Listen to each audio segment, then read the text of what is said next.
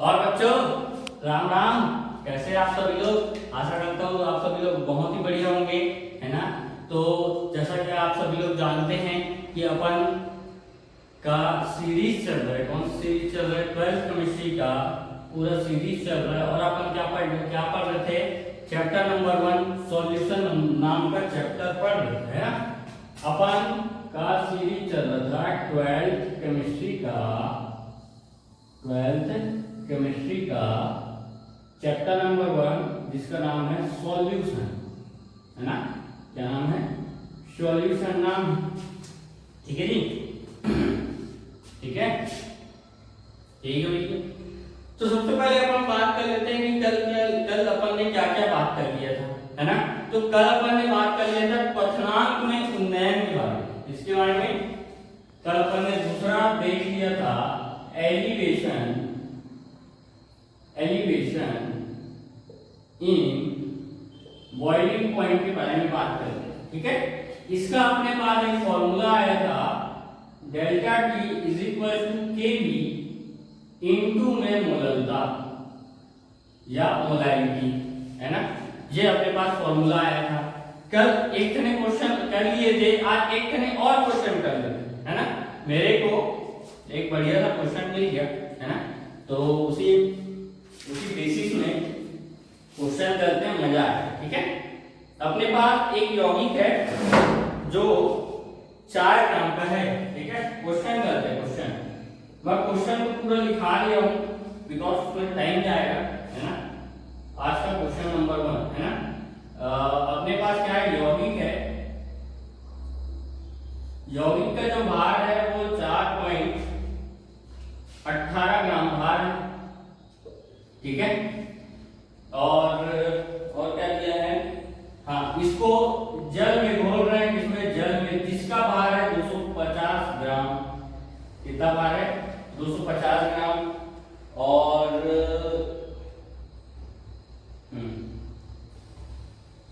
इस यौगिक का वायुमंडलीय क्वथनांकी दाब, है ना, क्वथनांकी मान। तो इसका डायरेक्ट लिख देता हूं बॉइलिंग पॉइंट। इसका बॉइलिंग पॉइंट है अपने पास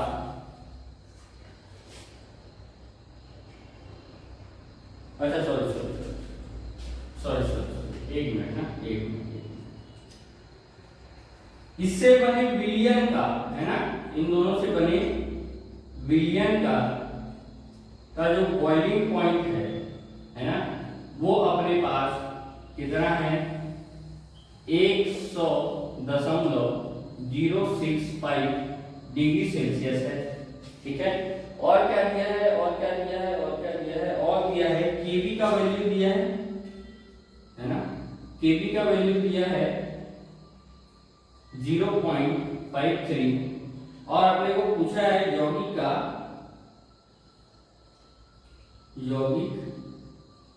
का अनुभार क्या होगा, ये अपने को पूछा है। थोड़ा सा पेचीदा लग सकता है आप लोगों को क्वेश्चन में कि है ये क्या है, अनुभार पूछा है, ऐसा कैसे हो सकता है? नहीं, ऐसा कैसे हो सकता है? ऐसा करके आप लोगों के माइंड में थोड़ा सा आएगा, लेकिन कोई बात नहीं, माइंड में आए, कोई दिक्कत नहीं है। अपने को कॉन्सेप्ट से मतलब है, और कॉन्सेप्ट इतना जबरदस्त है कि पूछो ही मत, ठीक है। क्वेश्चन बनाने के बाद समझ में आए। अब देखो, अपने पास फॉर्मूला है, सीधा सॉल्यूशन करेंगे। फॉर्मूला अपने पास क्या है? सॉल्यूशन सबसे पहले लिखते हैं, फॉर्मूला है डेल्टा टीबी है ना, डेल्टा टीबी।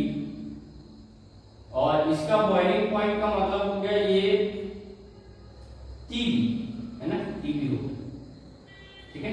अब देखो, डेल्टा टीबी बराबर होता है केबी इंटू हो जाएगा, इस मोललता को मैं क्या लिख सकता हूं? मोलालिटी का फॉर्मूला को मैं क्या लिख सकता हूं?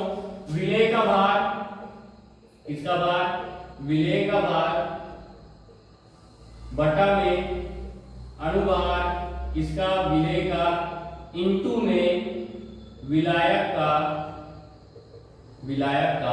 भार। अगर ग्राम में दिया है तो ऊपर में क्या करोगे? 1000 का गुना करोगे, ठीक है। अब डेल्टा टीबी को मैं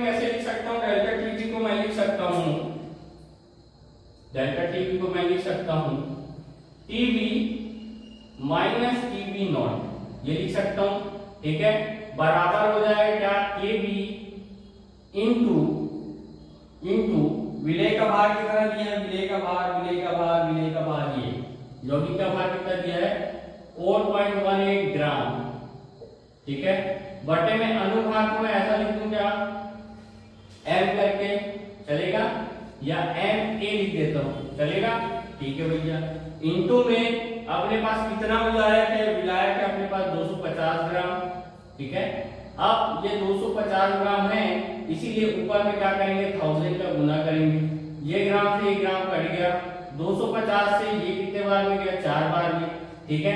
इस केबी का वैल्यू भी रख देंगे, पहले इसका वैल्यू देखो, टीबी क्या है, अशुद्ध यानी कि विलायक का क्वथनांक, इसका सॉरी विलायक का बोलता हूं जी, विलयन का क्वथनांक है ना, विलयन का क्वथनांक कितना है, देखो विलयन का क्वथनांक यहां पर दिया है 100.065 डिग्री सेल्सियस अभिनंदन, ठीक है।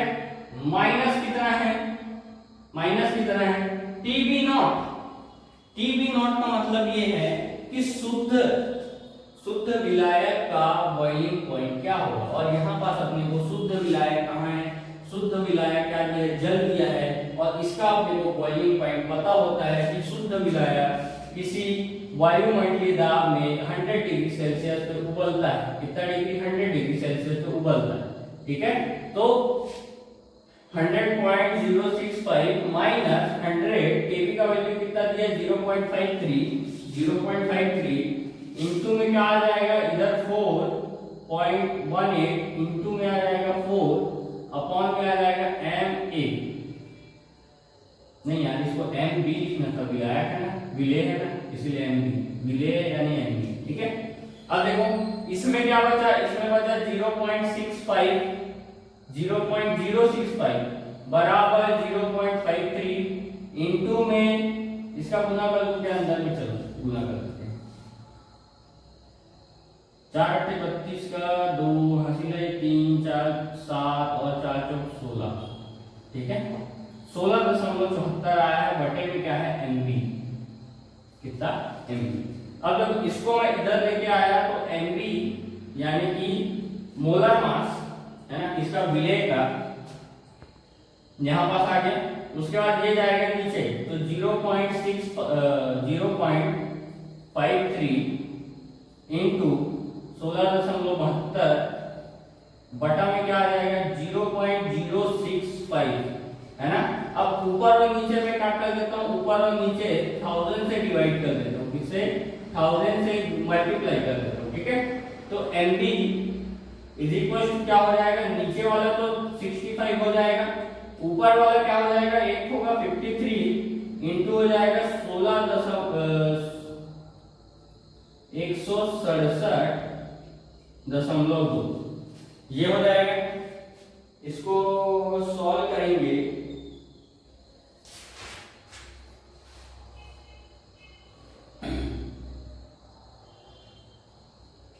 इसको अगर अपन सॉल्व करते हैं,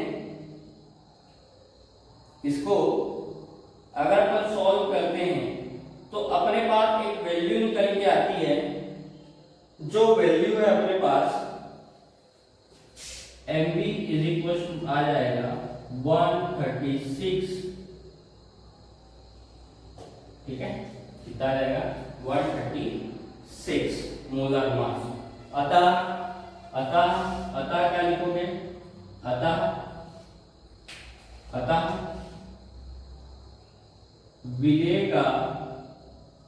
विलेय का अनुभार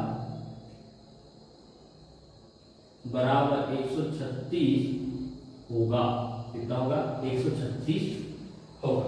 अगर इसको सॉल्व करते हो तो इतना आया, ठीक है, लगभग है ना। इसको सॉल्व करके देख देना, और आपसे हर बार की तरह इस बार भी यही गुजारिश रहेगा कि इसको सबसे पहले क्वेश्चन को पढ़िएगा, उसके बाद एक बार खुद से पढ़ने की कोशिश करिएगा, है ना। उसके बाद अपन क्या करेंगे, सॉल्यूशन करेंगे, है ना, ठीक है। चलो अब आज अपन क्या पढ़ने वाले, आज अपन पढ़ने वाले हैं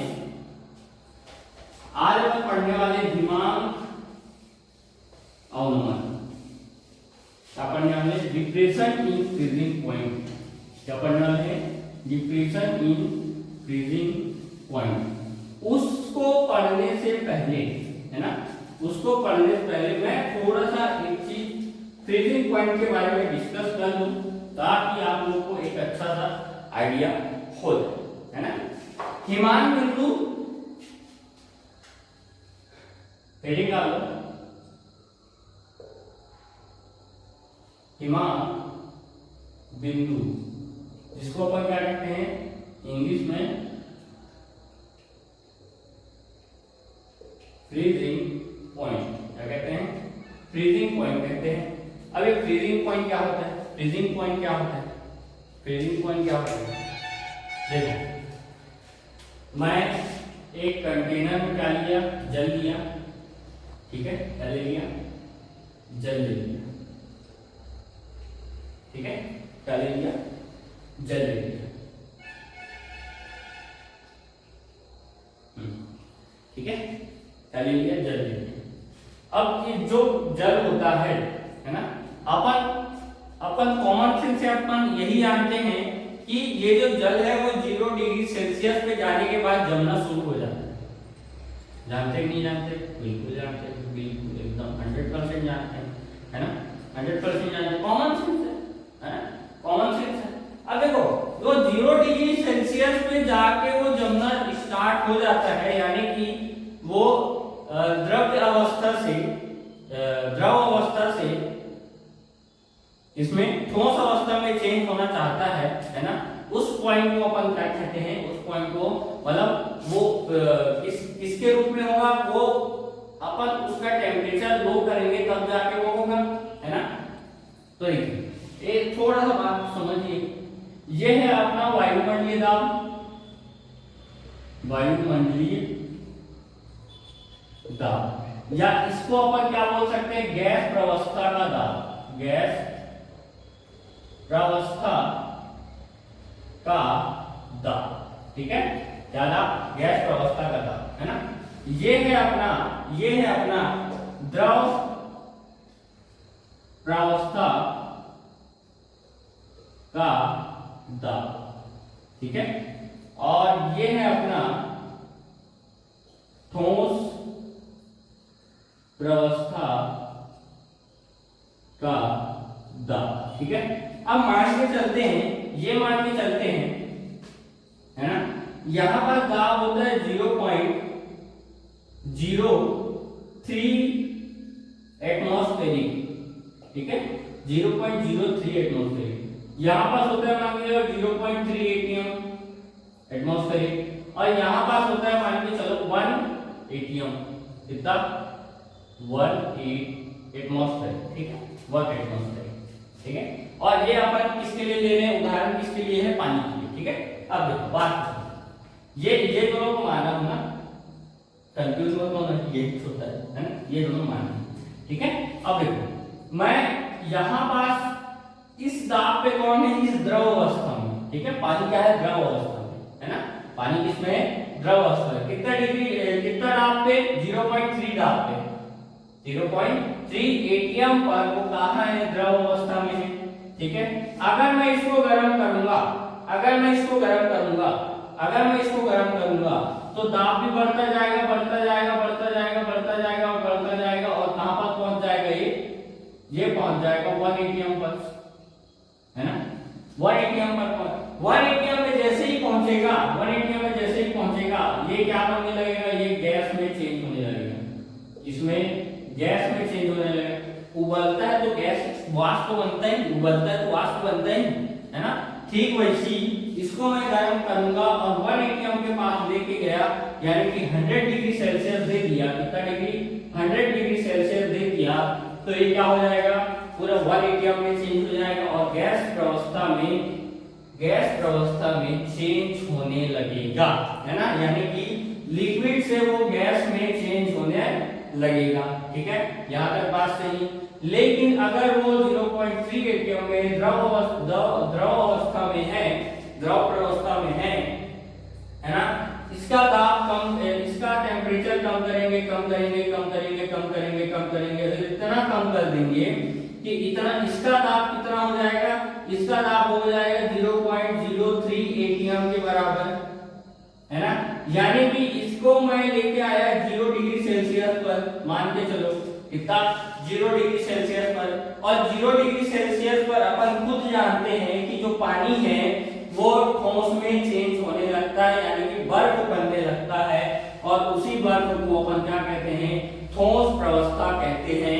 और जिस टेम्परेचर के कारण ये इस पॉइंट पर आया है, जिस पॉइंट टेम्परेचर के कारण इस दाब पे आया है, द्रव प्रवस्था के दाब पर आया है, उसी टेम्परेचर को अपन क्या कहते हैं, हिमांक बिंदु कहते हैं। क्या कहते हैं? हिमांक बिंदु कहते हैं। अगर लिखना चाहो तो परिभाषा भी दे सकते हैं, किसी द्रव का हिमांक बिंदु वह ताप है, किसी द्रव का हिमांक बिंदु वह ताप है जिस पर द्रव एवं ठोस प्रवस्था का, जिस पर द्रव एवं ठोस प्रवस्था का वाष्प दाब बराबर हो जाता है, जिस पर द्रव तथा ठोस द्रव एवं ठोस प्रवस्था का वाष्प दाब बराबर हो जाता है। ठीक है, उसी को हिमांक बिंदु कहते हैं। क्या कहते हैं? उसी को हिमांक बिंदु कहते हैं, है ना।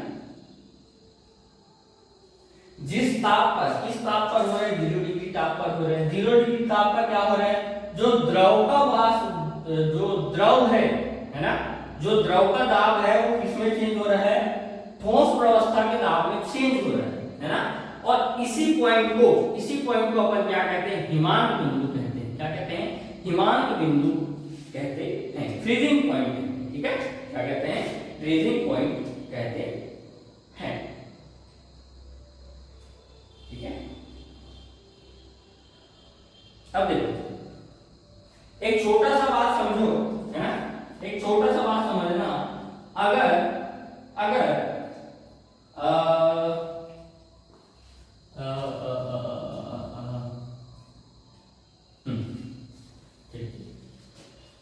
ये अपने पास कोई कंटेनर है, कंटेनर में रखे हैं आइस क्यूब। क्या रखे हैं? Ice cube. ठीक है, मस्त मस्त आइस क्यूब है, एकदम बढ़िया सा आइस क्यूब रखा हुआ है ना, आइस क्यूब रखा हुआ। अपने घर पे जाके देखना, है ना, क्या देखना? फ्रिज खोलना, आइस क्यूब के को बाहर निकालना। ठीक है, आइस क्यूब को बाहर निकालना। जैसे ही बाहर निकालो और उसको ना थोड़ा सा गर्म जगह रखना, यानी नॉर्मल टेम्परेचर से थोड़ा सा गर्म। जैसे कि नॉर्मल टेम्परेचर अभी कितना 23 डिग्री सेल्सियस के आसपास, 23 से 25 डिग्री सेल्सियस के आसपास है, ठंड के दिनों में, है ना, नॉर्मल टेम्परेचर।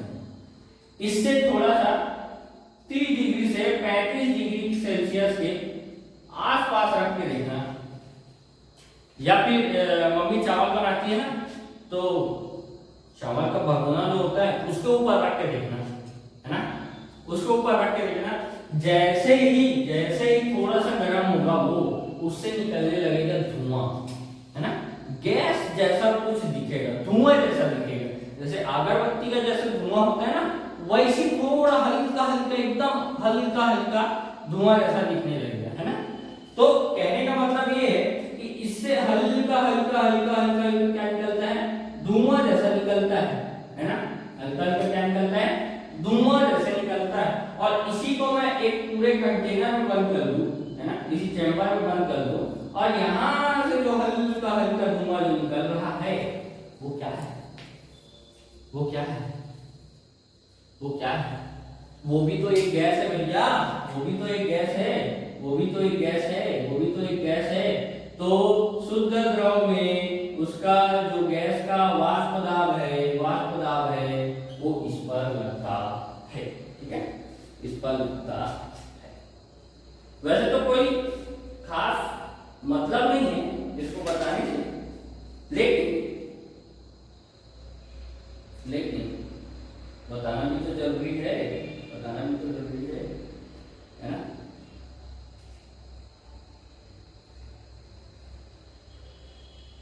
ठीक है, बताना भी तो जरूरी है। ठीक है, चलिए, यहाँ तक बहुत अच्छे समझ में आया है ना। ये कुछ नहीं है, मैं ये बताना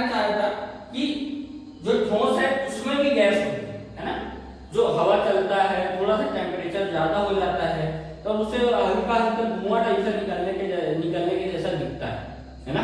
वो वही क्या है, वाष्प है, और एकदम बारीक बारीक वाष्प है ना।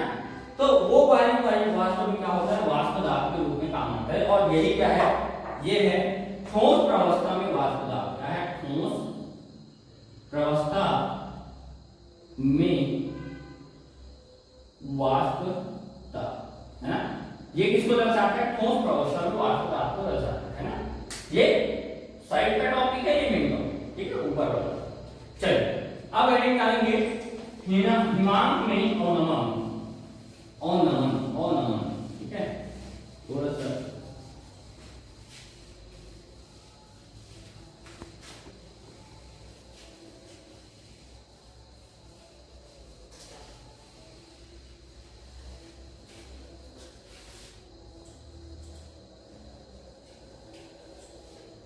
क्या टॉपिक क्या होगा, हिमांक में औनमन, ठीक है। दिमाग में औनमन इसको बोलते हैं डिप्रेशन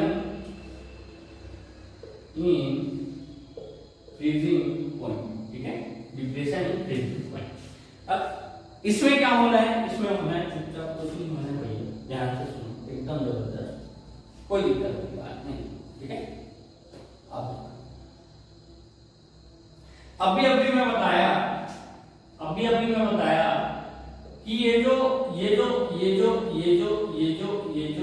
अपना क्या है, अपना जल है, क्या है, जल मान लीजिए, है ना, अपना जल, ठीक है।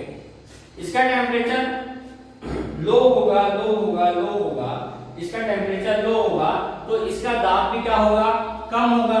और जैसे ही जो एक ठोस प्रावस्था के दाब के बराबर में आ जाएगा, इसमें आ जाएगा, जैसे ही एक ठोस प्रावस्था के दाब के बराबर में आ जाएगा, वैसे ही ये जमना चालू हो जाएगा। क्या होना चालू हो जाएगा, ठोस प्रावस्था में जमना चालू हो जाएगा, है ना, यानी बर्फ बनना चालू हो जाएगा। और जिस टेम्परेचर पे बर्फ बनता है उसी को अपन बोलते हैं TF0, है ना, फ्रीजिंग पॉइंट, है ना, टेम्परेचर इन फ्रीजिंग पॉइंट, ठीक है, ठीक है, ठीक है। प्लस इसमें मैं क्या कर दूं, इसमें मैं ठोस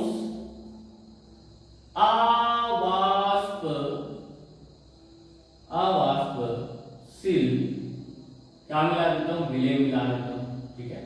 ठोस अवाष्पशील विलय मिलाने का क्या मतलब, भैया कुछ कंकड़ पत्थर डालो तभी तो असर करेगा, लिक्विड डालोगे तो थोड़ी ना असर करेगा, है ना, ठीक है। तो इससे अपने को क्या मिलता है, इससे अपने को विलयन प्राप्त होता है। क्या प्राप्त होता है, विलयन, ठीक है, विलयन प्राप्त होता है, जिसमें ठोस के भी कण और अपने जल के भी कण होते हैं, ठोस के भी कण और अपने जल के भी कण होते हैं। होते कि नहीं होते जी, होते कि नहीं होते जी, होते कि नहीं होते जी, होते हैं ना, होते हैं ना, बिल्कुल होते हैं। अब देखो थोड़ा सा कॉन्सेप्ट को समझो, है, थोड़ा सा कॉन्सेप्ट को समझना, पिछले से रिलेट करते हुए समझा, है ना, थोड़ा अच्छा समझो। ये है अपना विलयन के लिक्विड अवस्था, विलयन का कौन सा अवस्था है, लिक्विड अवस्था, है ना, द्रव प्रावस्था, है ना। ये है अपना वायुमंडलीय दाब, ठीक है, जिसमें क्या है, गैस प्रावस्था है, क्या है, गैस प्रावस्था है, ठीक है, क्या है, गैस प्रावस्था है। और शुद्ध जल का विलय, शुद्ध जल का, ये जल का है, ठीक है, जो विलय क्या है, जल का यानी विलायक, ठीक है। अब पिछले लेक्चर में अपन ने ये देखा था कि जल का टेम्परेचर, है ना, बढ़ाते जाएंगे तो ये कम टेम्परेचर में, यानी कि 100 डिग्री सेल्सियस में ये गैस में चेंज होना चालू हो जाएगा, है ना, पिछले लेक्चर के हिसाब से याद रखना, पिछला लेक्चर भी याद रखना, है ना। ये 100 डिग्री सेल्सियस में क्या होना चालू कर देगा, गैस बनना चालू हो जाएगा, है ना। जैसे ही उसमें अपन कोई ठोस अवाष्पशील विलय मिला देते हैं, जैसे ही किसी शुद्ध विलायक में कोई ठोस उसके जो विलयन का जो वाष्प दाब है, विलयन का जो बॉइलिंग पॉइंट है, क्वथनांक है, वो बढ़ जाता था, है ना। इसके क्वथनांक को क्या बोलते थे, टीवी नॉट, और इसके क्वथनांक को क्या बोलते थे, टीवी बोलते थे। और इससे अपन को क्या पता चलता था, इससे अपने को पता चलता था कि टीवी नॉट छोटा है टीवी से, यानी टीवी नॉट कम है टीवी से, है ना, टीवी से, यानी कि जल का क्वथनांक कम है विलयन के क्वथनांक से, है ना। यहां तक बात समझ में आया नहीं आया, आया ना। अब देखो छोटी सी बात और, एक छोटी सी, है ना, जैसे कि यहां पास मान के चलो एक एटीएम है, ये कितना है, एक एटीएम है, कितना है, एक एटीएम, ठीक है। इससे अपन धीरे धीरे धीरे धीरे नीचे आते जाएंगे, तो यहां पास दाब कितना होगा, मान के चलो 0.5 एटीएम होगा, नहीं होगा ना, हाँ ठीक है। यहां से अगर नीचे आए तो यहां पास दाब कितना हो जाएगा, यहां पास दाब हो जाएगा 0.3 हो जाएगा, बात सही है, 0.3 हो जाएगा नहीं हो जाएगा जी, हो जाएगा ना। ग्राफ से देखो ना जी, ग्राफ से यहाँ पर कितना हो जाएगा, 0.3 एटीएम हो जाएगा, बात सही है। और नीचे जाते जाएंगे और कम होते जाएगा, नहीं होते जाएगा ना, बिल्कुल, अरे 100% भैया कम होते ही जाएगा, है ना। तो यहाँ पास कॉन्सेप्ट ये है कि अगर अपन किसी शुद्ध विलायक में, है ना, किसी ठोस अवाष्पशील विलेय को मिला रहे हैं, तो डायरेक्ट अपने को क्या दिख रहा है, यहाँ पास वाष्प दाब में कमी आ रही है, क्या आ रही है, वाष्प दाब में कमी आ रही है, क्या आ रही है, वाष्प दाब में कमी आ रही है ना। क्या मिलाने से, ठोस अवाष्पशील किसी शुद्ध विलायक में मिलाने से इसमें अपने को विलयन के दाब में कमी आ रही है, समझ गए, इसमें कमी आ रही है, विलयन के दाब में कमी आ रही है, ठीक है। तो इसको अब जस्ट उल्टा देखो, उल्टा, ये हो गया अपना इधर का साइड, ये हो गया अपना क्वथनांक का साइड, है ना, ऊपर वाला हो गया क्वथनांक का साइड। अब मैं नीचे वाला ड्रॉ करता हूं, नीचे वाला होगा क्या, फ्रीजिंग पॉइंट, क्या होगा, फ्रीजिंग पॉइंट, क्या हो जाएगा, ये फ्रीजिंग पॉइंट है, ठोस प्रावस्था का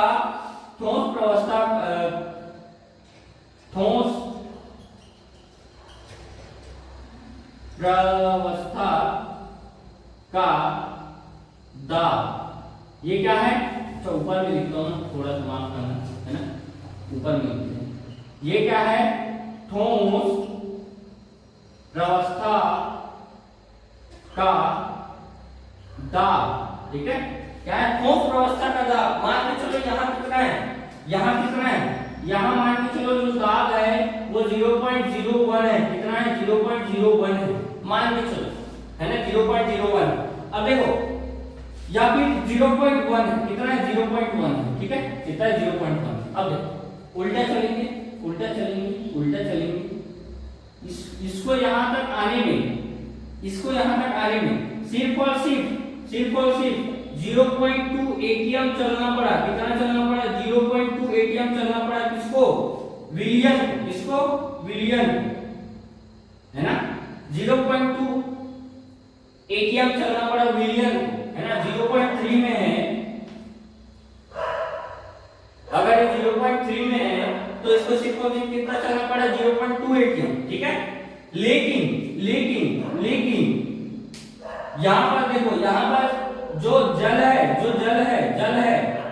ये शुद्ध विलायक 0.5 में है, इसको कितना चलना पड़ेगा, इसको चलना पड़ेगा 0.4 एटीएम चलना पड़ेगा, कितना चलना पड़ेगा, 0.4 एटीएम चलना पड़ेगा, इसको जल को, यानी कि विलायक को, शुद्ध विलायक, इसको शुद्ध विलायक, है ना।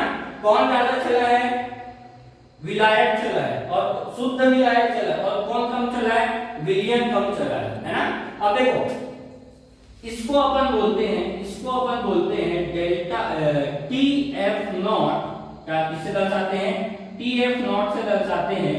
और इस लाइन को विलियन के फ्रीजिंग पॉइंट को अपन दर्शाते हैं टी एफ से दर्शाते हैं। किससे दर्शाते हैं, टी एफ से दर्शाते हैं, ठीक है। यानी कि इससे अपने को ये पता चलता है कि टी एफ बराबर जो होता है शुद्ध विलायक का फ्रीजिंग पॉइंट है ना। और यहाँ पास टीएफ क्या आ जाएगा, यहाँ पर देखो, ठीक है। जिसमें टीएफ कितना आ जाएगा, टीएफ आ जाएगा विलियन का फ्रीजिंग पॉइंट, ठीक है।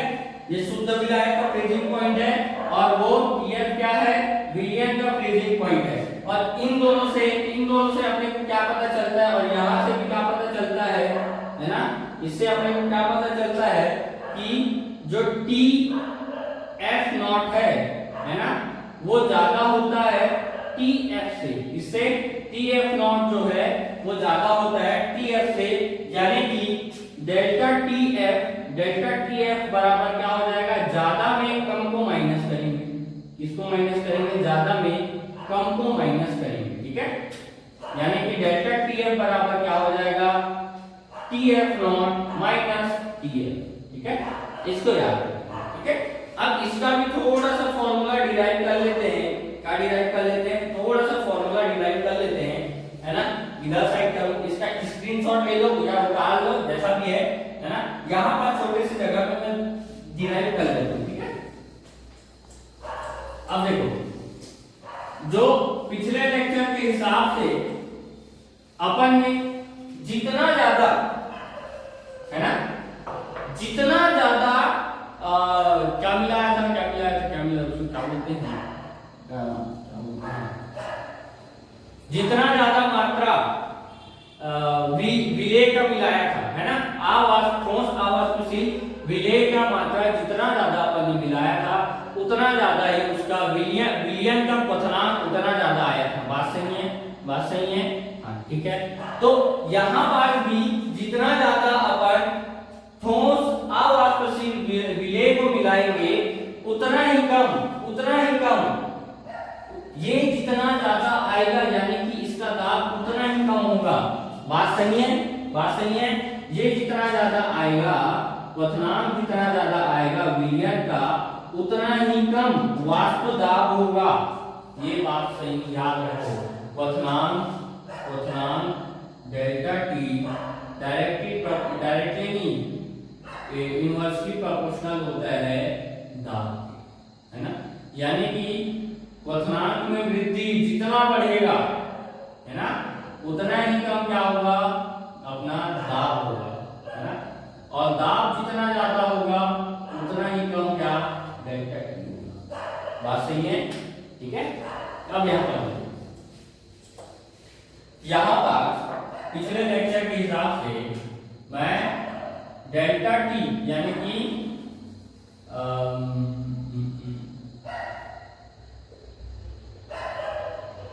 हिमांक में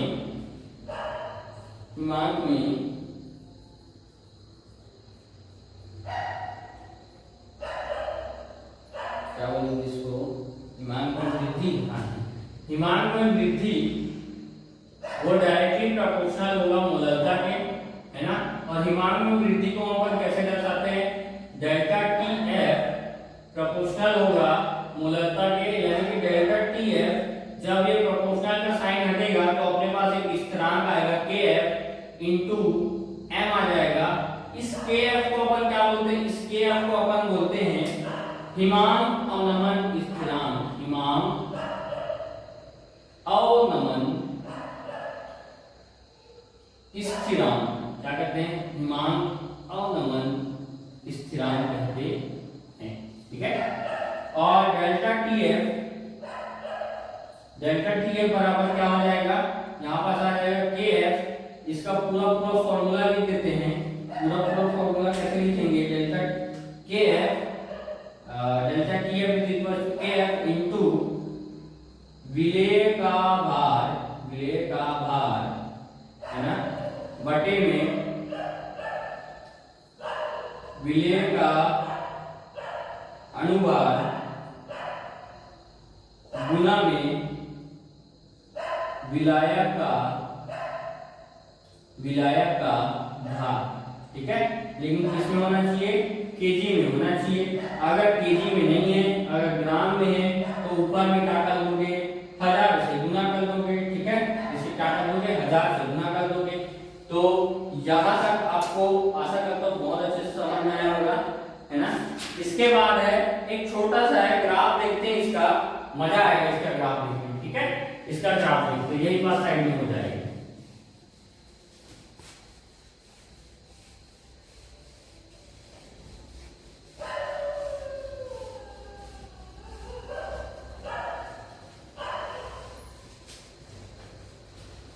अब ग्राफ पिछले बार की तरह दाब और उसके बीच में होगा। दाब और किसके बीच में बनाए थे? दाब और तापमान के बीच में ग्राफ बनाए थे। तो ये वाला ग्राफ भी उसी के बीच में होगा। ग्राफ बनाएंगे मस्त बढ़िया सा, है ना। ये हो गया अपना, इधर क्या होगा? इधर होगा दाब, है ना, बढ़ते क्रम में, और इधर होगा तापमान। ठीक है, अब देखो ये वाली जो लाइन बना रहा हूं मैं, है ना, ये वाला जो लाइन बना रहा हूं, ये ठोस प्रवस्था का, इसका है ठोस प्रवस्था का लाइन। यानी कि देखो, जितना ज्यादा दाब को कम करते जाओगे, है ना, उतना ही क्या होगा? वो ठोस बनते जाएगा।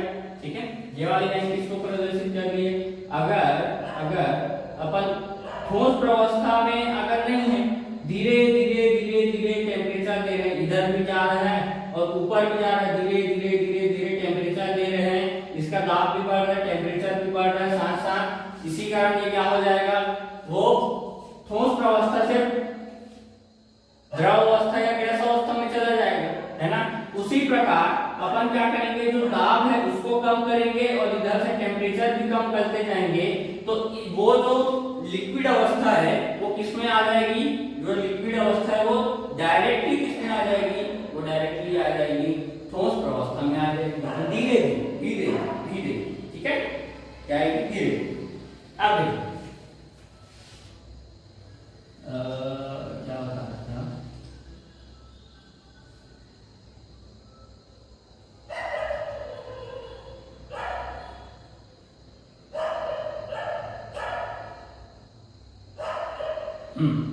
अब देखो, जो ये वाली जो लाइन रहेगी, ये किसकी लाइन है? ये लाइन है विलायक की, इसकी विलायक की। ठीक है, इसकी लाइन है विलायक की, शुद्ध विलायक की जी, शुद्ध विलायक। शुद्ध लिखना बोलना मत जी, गड़बड़ हो जाएगा, है ना। और इसके जस्ट नीचे रहेगा, कौन? इसके जस्ट नीचे रहेगा विलियन का लाइन रहेगा, है ना, बिल्कुल सीधे। अब देखो, ये दोनों लाइन है, ये मान के चलो विलायक, है ना, और इधर विलियन का लाइन है ना। तो पीछे अभी इस साइड अपन ने क्या लिखा था कि जो विलायक को है उसको 0.4 एटीएम चलना पड़ रहा था, और इसको कितना चलना पड़ रहा था? 0.2 एटीएम चलना पड़ रहा था, है ना। थोड़ा सा पीछे आओगे तो ध्यान दोगे, जहां पर बनाया था मैंने, है ना। उसके बाद नीचे में था ऐसा कुछ लाइन था, है ना। अब देखो इसको इतना चलना पड़ेगा और इसको इतना चलना पड़ेगा, है ना। इसी कारण थोड़ा सा मैं इसको क्या कर दिया हूं? साइड कर दिया हूं। ठीक है, थोड़ा सा क्या कर दिया हूं? साइड कर दिया हूं। अब देखो, ये वाला जो क्या रहेगा? ये वाला पॉइंट है TF का, और ये वाला जो पॉइंट है ना, ये TF नॉट का पॉइंट है, और इनके ही बीच की दूरी क्या होती है? डेल्टा TF, जो बराबर होता है TF नॉट माइनस TF। ठीक है, इसको दर्शाता है TF नॉट माइनस TF को दर्शाता है। ठीक है, इसी प्रकार यहां तक, और आज का ये टॉपिक खत्म होता है यहीं पर। ठीक है, मिलते हैं नेक्स्ट वीडियो में, तब तक के लिए जय श्री राम, जय महाकाल, राधे राधे। ठीक है, बहुत अच्छे से पढ़िएगा, लाइक करना और सब्सक्राइब करना भूलना मत, ठीक है। जय श्री